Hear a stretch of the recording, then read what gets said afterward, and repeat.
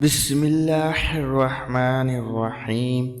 مناقب علی میں علامہ ابن جوزی رحمۃ اللہ علیہ لکھتے ہیں کہ حضرت عمر فاروق رضی اللہ تعالی عنہ جب خلافت کی مسند پر بیٹھے تو انہوں نے یہ بات کسی وقت کہی تھی کہ میں اس مشکل وقت سے اللہ تعالیٰ کی پناہ چاہتا ہوں جس کے حل کرنے کے لیے حضرت علی شیر خدا میرے پاس موجود نہ ہو۔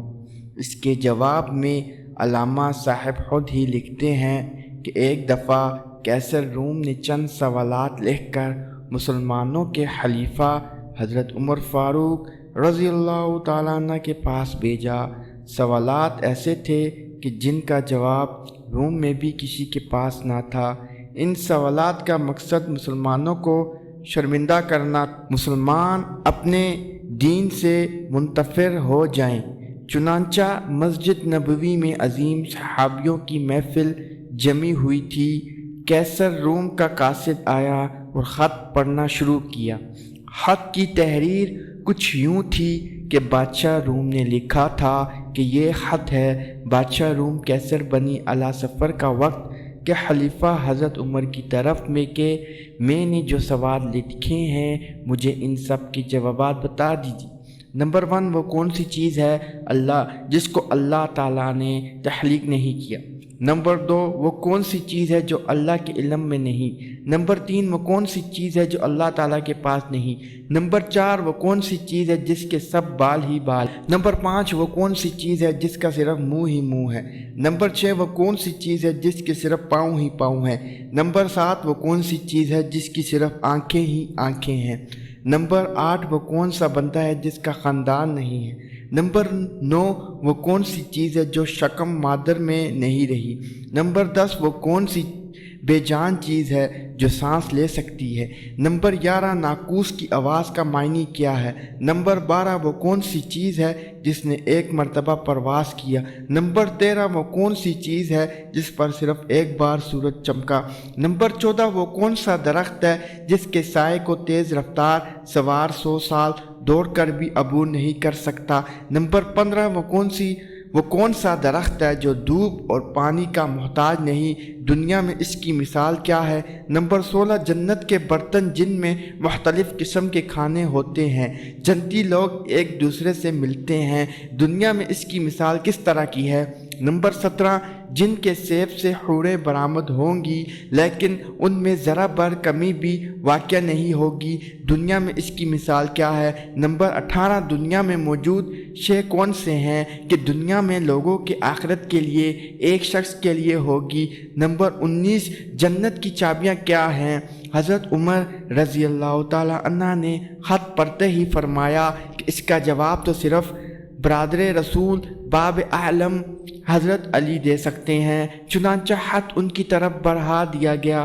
حضرت علی رضی اللہ تعالی عنہ نے لکھا، بسم اللہ الرحمن الرحیم، امام بعد تیرا خط وصول ہوا، میں اپنے رب اور اپنے پیارے پیغمبر حضرت محمد صلی اللہ علیہ وسلم کی برکت سے آپ کو ان سوالات کے جواب دے رہا ہوں۔ وہ چیز جو مخلوق نہیں وہ خود اللہ ہے کہ جس کو اللہ نے پیدا ہی نہیں کیا، وہ چیز جس کا اللہ تعالیٰ سے کوئی تعلق نہیں ہے، وہ یہ بات ہے کہ اللہ تعالیٰ کا فلاں بیٹا ہے، حالانکہ اللہ واحد ہے، اللہ نہ کسی کی اولاد ہے اور نہ اللہ کی کوئی اولاد ہے۔ وہ چیز جو اللہ تعالیٰ کے پاس نہیں وہ ظلم ہے۔ اللہ تعالیٰ کا فرمان ہے کہ اللہ اپنے بندوں پر کبھی ظلم نہیں کرتا۔ وہ چیز جو صرف بال ہی بال میں ہے وہ ہوا ہے۔ وہ چیز جس کا صرف منہ ہی منہ ہے وہ آگ ہے۔ وہ چیز جس کے صرف پاؤں ہی پاؤں ہیں وہ پانی ہے۔ وہ چیز جس کی صرف آنکھیں ہی آنکھیں ہیں وہ سورج ہے۔ وہ شخص جس کا کوئی خاندان نہیں ہے وہ صرف حضرت آدم علیہ السلام ہے۔ وہ چیز جو شکم مادر میں نہیں رہی 5 یہ ہیں: حضرت آدم علیہ السلام، حضرت حوا علیہ السلام، حضرت اسماعیل علیہ السلام کی قربانی کا دنبا، حضرت موسیٰ علیہ السلام کا عصا، حضرت صالح علیہ السلام کی اونٹنی۔ وہ بے جان چیز جو سانس لیتی ہیں وہ صبح ہے۔ ناقوس کی آواز کے معنی یہ ہیں: حق ہے، حق ہے، ٹھہرو ٹھہرو، خدا عدل ہے اور وہ سچا ہے۔ گواہ طور پر وہ پرندہ جس نے ایک مرتبہ پرواز کی تھی، دریائے نیل کی سرزمین پر سورج ایک بار چمکا ہے، جس جگہ پر حضرت موسیٰ علیہ السلام نے اپنے عصا مبارک مار کر رستہ بنایا تھا، وہ درخت جس کو میں اگر تیز رفتار کے ساتھ بھی چلوں تو 100 سال تک بھی پار نہیں کر سکتا، وہ شجر طوبی کا درخت ہے جس کی شاخ جنت کے ہر محل میں جاتی ہے۔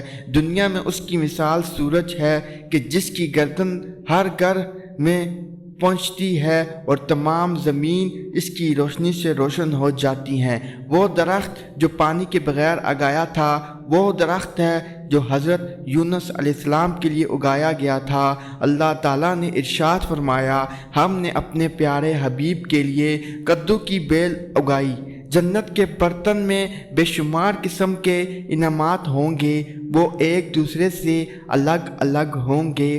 ان کی مثال ہم دنیا میں مرغی کے انڈے کی لے سکتے ہیں کہ جس میں سفید اور زرد دونوں پانی شامل ہوتے ہیں، لیکن ایک دوسرے سے ملتے نہیں ہیں۔ جنت میں جو سیب عطا کیا جائے گا اس سے حور برآمد ہوگی، اس کی مثال ایسے ہے جیسے کہ سیب سے کیڑا باہر نکلتا ہے لیکن اس میں کمی واقع نہیں ہوتی۔ وہ چیز جو دنیا میں سب کے لیے برابر ہے، چاہے وہ مومن ہو یا کافر ہو، لیکن آخرت میں وہ صرف اور صرف مومن کو عطا کی جائے گی۔ وہ کھجور کا میوہ ہے جیسے آخرت میں صرف مومن ہی کھا سکے گا، جبکہ دنیا میں اسے مومن اور کافر دونوں یکساں استعمال کرتے ہیں۔ جنت کی چابیاں کلمہ توحید ہے، لا الہ الا اللہ محمد الرسول اللہ۔ ابن مسیب سے مروی ہے کہ خط بادشاہ روم کو ملا، اس نے خط کو پڑھ کر کہا، میرے سوالات کے جواب صرف اور صرف خاندان رسول صلی اللہ علیہ وسلم سے ہی مل سکتے تھے۔ پھر دریافت کیا کہ یہ جواب کس اعلیٰ ہستی نے دیے ہیں؟ ایلچی نے جواب دیا کہ ان سوالات کے جوابات حضرت علی ابن ابی طالب، جن کو حضرت محمد صلی اللہ علیہ وسلم نے علم کا دروازہ رکھا ہے، اس شخصیت نے یہ جواب دیے ہیں۔ یہ خط بعد قیصر روم نے حضرت علی رضی اللہ تعالی عنہ کو خط لکھا کہ مجھے آپ کا ارسال کیا ہوا خط مل گیا ہے، وہ پڑھ کر مجھے یقین ہو گیا ہے کہ آپ اہل بیت نبوت ہیں اور رسالت کا قیمتی خزانہ ہے۔ آپ رضی اللہ تعالی عنہ ہی حقیقی شجاعت اور علم کے وارث ہیں۔ قیصر روم نے اپنے دوسرے خط میں لکھا کہ میرے یہ خواہش ہے کہ آپ مجھے مذہب اور دین کی مزید معلومات بھیجیں۔ میں خاص طور پر روح کی وضاحت چاہتا ہوں جس کا ذکر اللہ تعالیٰ نے اپنی کتاب قرآن مجید میں کیا ہے۔ اے نبی، لوگ روح کے بارے میں تجھ سے پوچھتے ہیں تو انہیں بتا دو کہ روح میرے رب کا امر ہے۔ یہ روح کیا چیز ہے؟